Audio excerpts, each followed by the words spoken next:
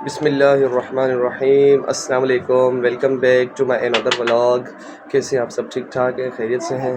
तो आज का व्लॉग जो है वो कुछ ख़ास होने वाला है, तो इस व्लॉग को आपने जो है वो एंड तक ज़रूर देखना है और ये फिर बताना है कि आपको हमारा ये व्लॉग जो है वो कैसा लगा।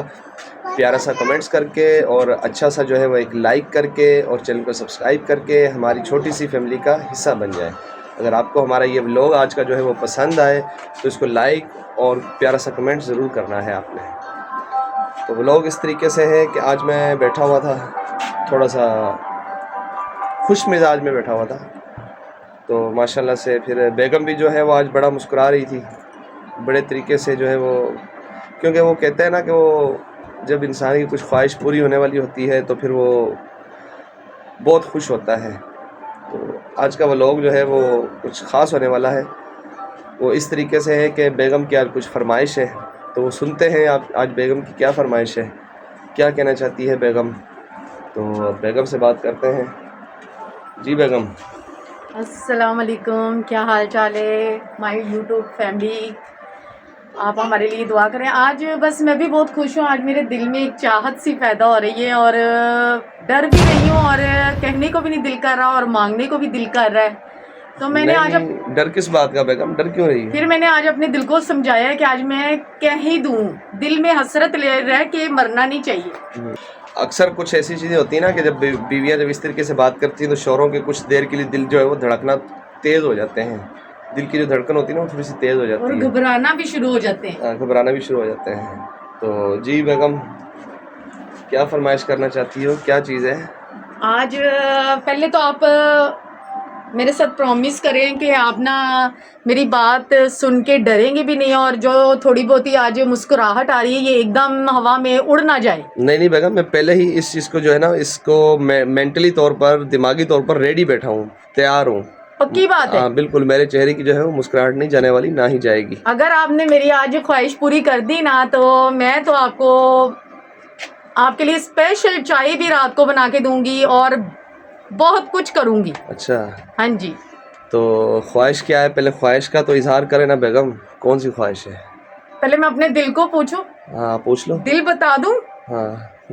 हाँ, दिल कह रहा है बता दो। अच्छा। आज मुझे ना कुछ पैसे चाहिए, जो मैंने शॉपिंग करनी है, आज बहुत दिल कर रहा है मेरा। अच्छा, कुछ पैसे चाहिए? कुछ पैसे जो आप दे सको। अच्छा, इतने तो कम भी ना देना कि कुछ आए ना और इतने ज्यादा दे के दिल भी ना घबराए आपका। अच्छा, तो बेगम फिर ये बताओ ना कि वो जो है वो कुछ पैसे जो होते हैं वो बेगमों की जो ख्वातीन की नज़र में थोड़े से थोड़े पैसे कितने होते हैं? वो थोड़े पैसे ऐसे होते हैं कि कुछ कम भी ना देना कि कोई सामान ना आए और इतने ज्यादा भी ना दे के आपका दिल बाहर आ जाए। अच्छा, तो चलें ठीक है फिर। अच्छा चलो, अगर मैं आपको थोड़े से कम पैसे देता हूँ तो फिर आपको कम दुआएं मिलेंगी। अच्छा। और आपको चाय भी नहीं मिलेगी। अच्छा, और अगर मैं पूरे दे देता हूँ पैसे तो? और फिर आपको स्पेशली चाय और इतनी ढेर सारी दुआएं मिलेंगी आपको। अच्छा, तो मतलब कि बेगमों की जो है वो ख्वाहिश अगर पूरी की जाए उसके उनके अंदाज के मुताबिक, तो फिर तो हमारे लिए जो है वो खुशी भी बहुत ज़्यादा बन जाती है, बढ़ जाती है। तो अगर उनकी ख्वाहिश कम पूरी की जाए तो फिर हमारी भी जो ख्वाहिश होती है वो फिर कम ही पूरी होती है। चलें ठीक ये है तो बेगम। दुनियादारी है ना, फिर दुनियादारी के साथ चलना पड़ता है। बिल्कुल। अरे मियाँ जी, आप क्या समझ, हम तो सिर्फ मशवरा ही देते हैं। अच्छा, मशवरा। मशवरा तो बेगम ऐसा होता है आपका मशवरा कि उस मशवरे में जो है ना फिर इनकार की तो कोई ऑप्शन ही नहीं रहती, इनकार के लिए तो कोई चीज़ ही नहीं बचती फिर। मियाँ जी, आपने वैसे एक कभी बात नोट की है? कौन सी? काफ़ी चीज़ें मैं जो मांग लेती हूँ और जो काफ़ी पर्सनल चीज़ें होती हैं वो मैं जो खामोशी से टाल देती हूँ। यही बात तो मुझे मजबूर करती है बेगम कि मैं तुम्हारी हर जायज़ ख्वाहिश जो है वो पूरी करूँ। चलें तो ठीक है बेगम, फिर जो है वो अच्छा, तो बेगम की फिर जो है वो व्यूअर्स फरमाइश तो फिर बेगम है, ज़ाहिर है ये आपके जो है वो शोहरों की ज़िम्मेदारी होती है बेगम की, आपने ख्वाहिश पूरी करनी है। और मेरी बेगम जो है वो माशाल्लाह से जो है वो बहुत ही अच्छी हैं, क्योंकि मेरी बेगम जो है वो पहले अपनी ख्वाहिशों से पहले वो जो है वो घर के बारे में सोचती हैं, अपने बच्चों के बारे में सोचती हैं। उसके बाद फिर वो देखती हैं कि क्या मैं अब अपनी ख्वाहिश को जो है वो अपने शौहर के साथ शेयर कर सकती हूँ, क्या मेरी ख्वाहिश पूरी हो सकती है नहीं। तो काफ़ी टाइम के बाद जब बेगम ने जो है वो एक चीज़ की ख्वाहिश की तो उसको पूरा करना फिर वो मेरा हक भी है और फ़र्ज़ भी है। तो बेगम ये फिर पकड़ो मोबाइल। तो थैंक यू थैंक यू। आज तो कोई चांद नजर आ रहा है ईद का। अब देखो मेरा अमाउंट मेरे मुताबिक है कि कम है। 1 2 3 4 वेरी गुड। 5 20,000 तो होना है ये। 7 8 और ये 9। ये क्या? ठीक है, चलो अल्लाह का शुक्र है इतने भी मिले इसमें। तो बेगम ये फिर ले, ये है 9,000 रुपये आपको जो है वो मैं दे रहा हूँ व्यूअर्स, बेगम की ख्वाहिश के मुताबिक। तो ये 9,000 रुपये बेगम को देते हैं। बेगम ये लो, आप काउंट करो। 1 2 3 4 5 6 7 8 9। मैंने तो वैसे 20,000 बोला था पर 9 मिले। चलो ये देखो, अब जो है वो कहते हैं ना, जितनी आपकी चादर हो ना उतनी पाँव फैलाओ, ज्यादा आगे। अल्लाह का शुक्र है ये भी मिल गए। बहुत बहुत मैं अल्लाह का शुक्र अदा करती हूँ। तो ये अब मुझे इसमें बजट बनाना पड़ेगा कि किस तरह क्या चीज़ लानी, क्योंकि घर का टोटली कुछ ऐसी ज़रूरत की चीज़ें हैं और मेरी भी कोई पर्सनल चीज़ें जो नहीं आई अभी। काफ़ी अच्छा हो गया, मैंने इनको तंग नहीं किया। तो अभी मैं देखूंगी इनके एक एक सूट लूँगी, फिर बीच में कुछ शहाब के तो छोटे ये से। अक्सर मैंने चीज़ देखी है मेरी बेगम के अंदर के, वो जो है वो जब जाती है मार्केट में तो फिर वो पहले वो बच्चों के बारे में सोचती है, मेरे बारे में कुछ चीज़ लेती है, फिर उसके बाद अगर कुछ बजट बचता है तो वो अपने बारे में सोचती है, वरना वो कहती छोड़ दो, मैं फिर नेक्स्ट टाइम देखूंगी। तो आज जो बेगम इसमें आपने सिर्फ अपनी चीज़ लेनी और बच्चों की लेनी, मेरे लिए कुछ भी नहीं लेना, मेरे पास ऑलरेडी हर चीज़ मौजूद है, पड़ी है। ऐसे तो हो नहीं सकता, ऐसे तो हो नहीं सकता, इसमें सबकी चीज़ें आएंगी इंशाल्लाह। मैं कोशिश यही करूंगी नहीं, कि मेरी चीज़ें तो आने का उधर ही रहो ना तुम। नहीं बेगम, इसमें जो है ना वो तो मैं, मेरे पास अल्हम्दुलिल्लाह अल्लाह ताला का बड़ा करम है कि मेरे पास सब चीज़ें पड़ी हैं, सूट भी पड़े हुए हैं, जूती भी पड़ी है, हर चीज़ है। तो ये जो है मैंने पैसे आज जो आपको दिए हैं, ये सिर्फ आपकी अपनी, पहले आपने अपनी ज़रूरतें पूरी करनी है, जो आपकी ज़रूरी चीज़ें हैं वो लेनी है, और उसके बाद जो है बाकी जो पैसे बचे तो उसमें से बच्चों के लिए अगर कोई सूट वगैरह लेना हो या कोई चीज़ जो लेनी हो जो ज़रूरी हो बहुत ज़्यादा, वो आप ले लेना।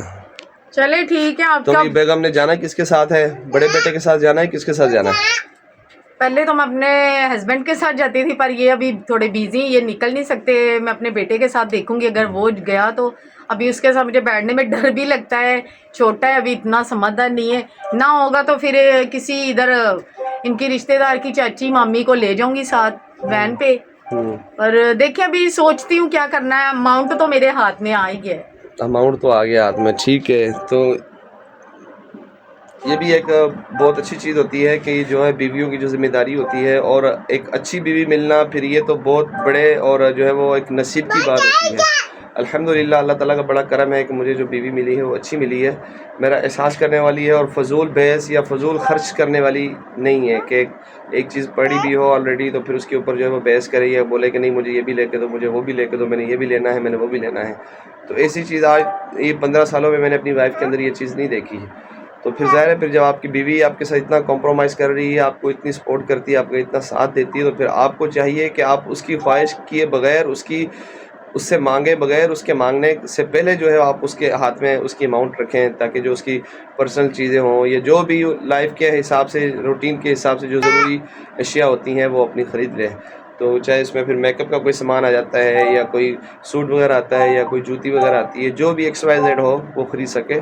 तो ये शोहरों की जिम्मेदारी है, और फिर बीवियों के ऊपर भी यही चीज़ लागू होती है कि अगर पे भी यही डिपेंड करता है कि वो भी अपने हस्बैंड का साथ दें। अगर उनके पास नहीं है तो उनको ज़्यादा मजबूर ना करे, पहले उनकी जेब देख लें, उनके जेब में पैसा है भी कि नहीं। और किसी हस्बैंड का दिल नहीं करता कि वो अपनी बीवी को तरसने दे। हर हस्बैंड का दिल करता है कि वो अपनी बीवी को दूसरी से अच्छा ही लेके दे, पर आपने कुछ उनका भी एहसास करना है। मैंने भी आज बहुत अरसे के बाद अपने शौहर से कहा है, और क्योंकि वो इसलिए कहा कि इनके कपड़े नहीं हैं, मैंने कहा कि कपड़े एक एक जोड़ा इनका बना के रख दूं। और क्या कहूँ, मैं बस आज बहुत खुश हूँ कि इतने ही मेरे पास आए हैं। बेगम एक दफ़ा फिर गिन लो पैसे, नहीं पूरे कहीं कम ना हो जाए।